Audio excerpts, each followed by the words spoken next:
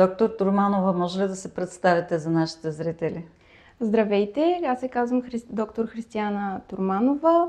Работя в дентална клиника Бошкалова от една година, като се занимавам и с специализация по протетична дентална медицина. Изучавам също и втора магистърска степен по здравен мениджмънт.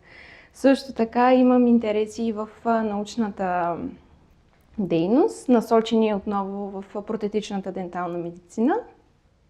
Благодаря ви. И първият ни въпрос естествено е защо трябва да се почистват професионално зъбите и колко често трябва да се прави това?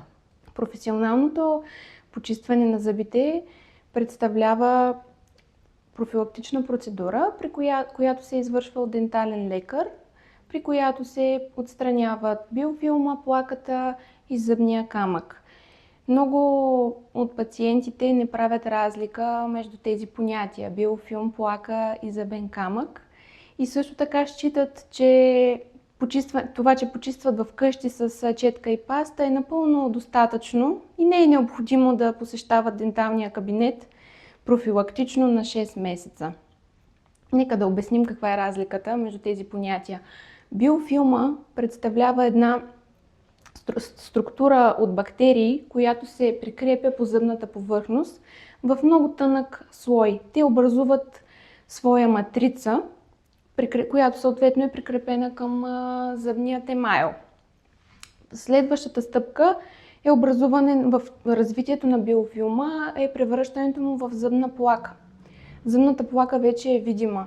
Тя може да има от бял цвят, може да е леко жълт, на допир тя е лепкава и ако вкъщи пациента почиства редовно сутрин и вечер зъбите си, може да я отстрани с средствата за хигиена, които са съответно четка за зъби паста и интерденталните средства, конци, интердентални четки, зъбни душове.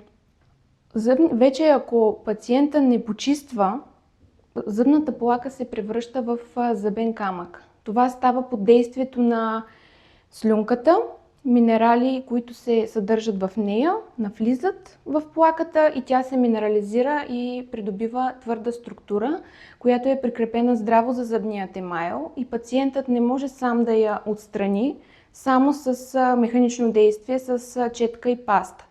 Тук вече идва ролята на денталният лекар и профилактичните прегледи, които всеки пациент трябва да извършва. И може би веднага трябва да кажем какво е влиянието върху здравето на зъба, ако зъбният камък не бъде отстранен своевременно. Зъбният камък се счита за основен причинител на много от пародонталните заболявания със зъбието и на устната кухина като цяло. Тъй като в зъбния камък плаката се съдържат микроорганизми, които причиняват възпалителни процеси в венците.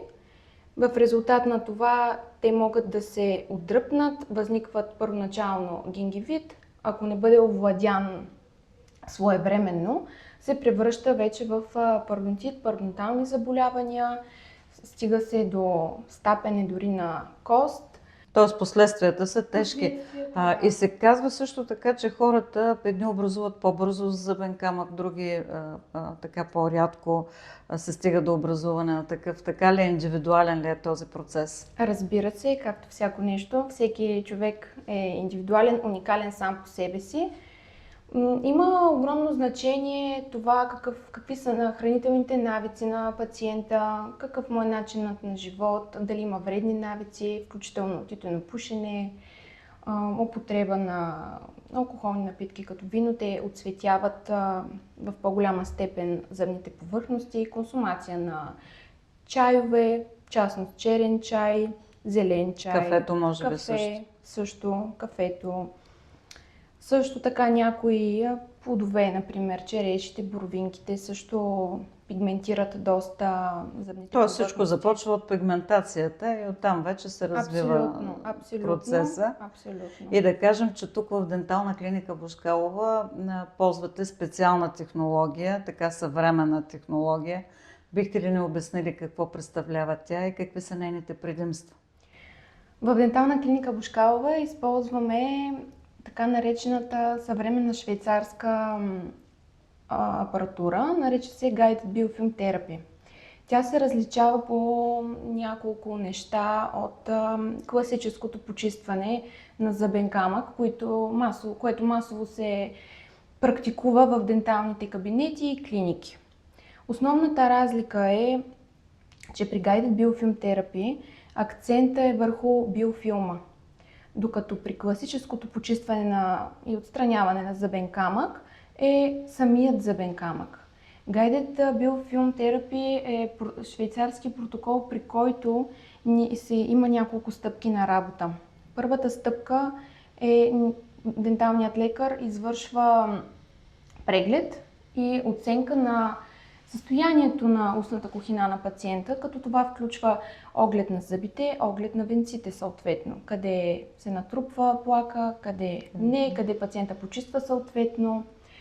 След това се използва специален отцветител, с който лекарят нанася по зъбните повърхности и се демонстрира на пациента на огледало съответно оцветените места, т.е. къде той почиства, къде има пропуски, за да може ние да му обърнем специално внимание И върху личната хигиена. Върху личната хигиена, точно така. Guided Biofilm Therapy, при този протокол, ние наблягаме не само на почистването и отстраняването на биофилм плака и зъбен камък, а и в обучението. Доста е застъпено и обучението на хигиена. Показваме на специален пластмасов модел, който имитира човешкото със зъби, как да почиства пациента вкъщи най-ефективно. Като започнем от това каква четка да използва, каква паста, как да почиства междузъбните пространства, също така езика. Езика също е част от устната кухина, не трябва да се забравя. Много пациенти не го почистват. Също така в разговори ние установяваме, че доста от тях използват основно четка за зъби.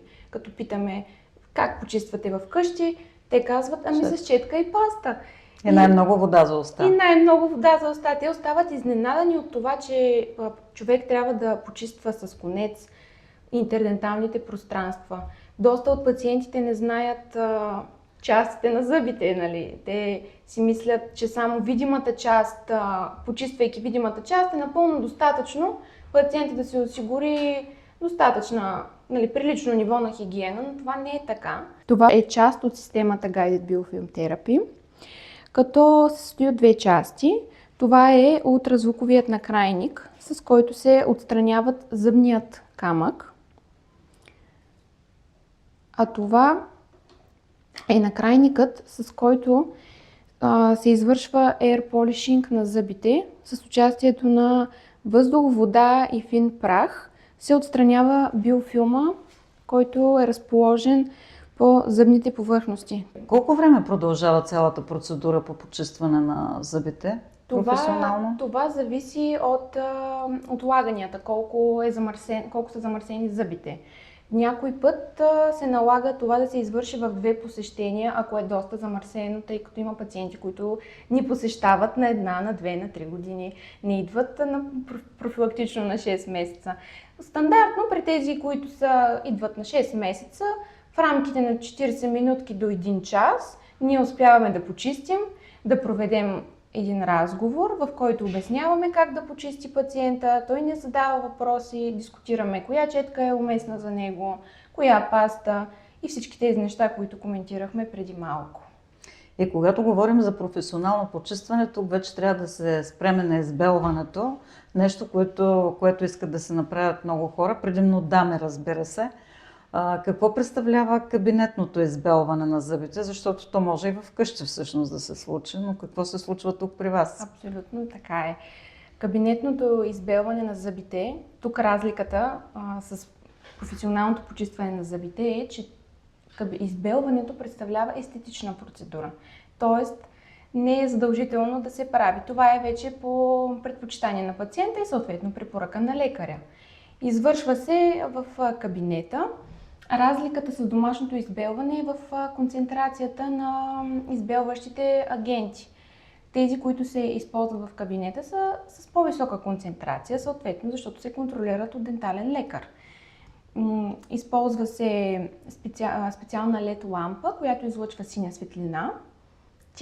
Основната й роля е да активира действието на избелващите агенти. Те могат да бъдат водороден пероксид, карбамиден пероксид. Това вече зависи от системата на избелване. Като процедурата включва отново няколко стъпки.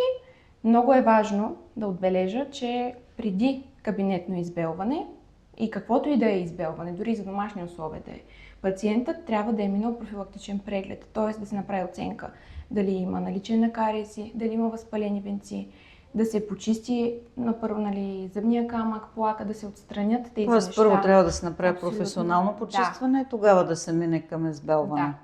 Това е задължително. Твърдо сме на това мнение. Всички зъболекари, които работим, препоръчваме на нашите пациенти първо да направим преглед. Има много пъти се случва, пациента се записва час, звъни на регистратура, искам час за избелване. Казваме, добре, записваме. Идва пациента, отваря уста и ние виждаме, че той има много стъпки, които ние трябва първо през които да преминем, докато се стигне до избелването. Абсолютно, за да може да се постигне една хармония в устната кухина. Защото ако започнем с избелването, има риск просто от други неща да се случат. Ако не са излекувани първо кариесите, венците, може да се задълбочи здравословното състояние. Може да се задълбочи. А всъщност има много митове за избелването, като един от тях е, че е изключително вредно за зъбите. Така ли е в действителност? Какво представляват тия митове и полезно ли е, така да се каже, кабинетното избелване на зъбите? Това е наистина доста чуван мит. Повечето хора ги е страх дори от избелването, точно заради това.